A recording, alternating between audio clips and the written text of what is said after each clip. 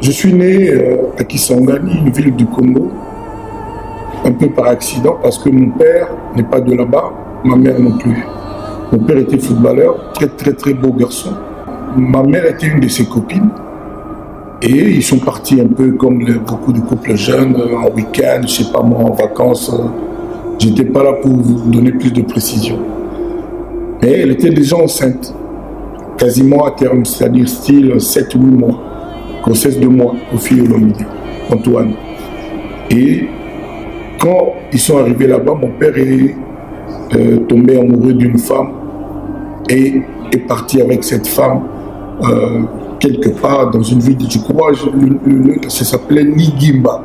C'est ce que je crois, on m'a dit, j'ai entendu, Ligimba ça s'appelait.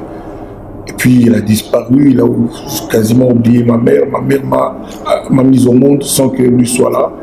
Et la femme chez laquelle ils sont arrivés est restée donc avec ma maman. Et elle-même, elle avait accouché pendant la même période. Et moi, quand je suis né, j'étais vraiment un enfant mal en point. Et puis, maman Antoinette, la femme du propriétaire de cette maison-là, m'a donné le prénom Antoine, comme son mari lui-même n'était pas là aussi à cette époque-là. Voilà.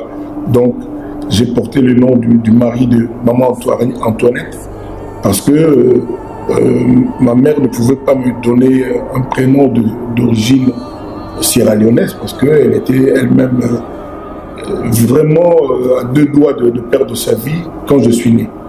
Et puis, quand mon père est revenu, a réapparu, j'avais peut-être 8 mois ou 9, je ne sais plus, par gratitude vis-à-vis de cette maman, il a décidé que mon prénom aussi serait Antoine, qui était le prénom du mari de maman Antoinette. Alors que ma mère, comme je suis né un vendredi, avait décidé de m'appeler, comme on appelle les enfants nés dans l'ouest de l'Afrique, Kofi, c'est-à-dire j'étais né un vendredi.